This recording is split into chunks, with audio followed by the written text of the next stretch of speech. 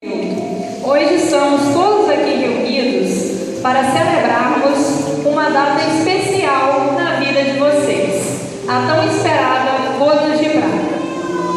Há 25 anos atrás, Deus uniu um casal que, como qualquer outro, passou por momentos de alegrias e tristezas, de saúde e de doença, de prosperidade, de esforço e lutas, mas que, sobretudo, souberam superar cada fase com muito amor este que vem de Deus e que se fortalece cada dia mais.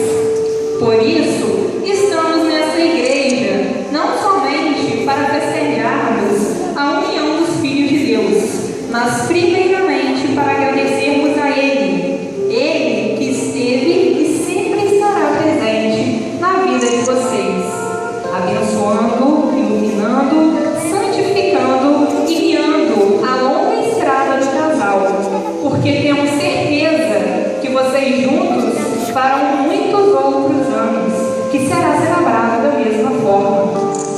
Quero me direcionar agora, em especial, para você, tia Tita, e dizer que continue sendo essa tia maravilhosa, que contagia a todos que o cerca com seu sorriso esplêndido, que espalha felicidade e alegria por onde passa.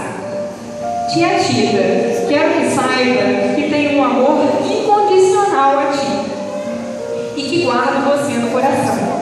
Enfim, tia Tita e Denilton, desejo a vocês sempre o melhor e que continuem se amando e fortalecendo essa linda união, sendo cada vez mais felizes com a graça de Deus.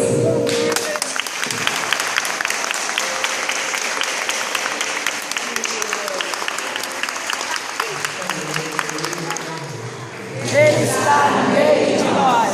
Por intercessão da Virgem Maria, abençoe-se Deus.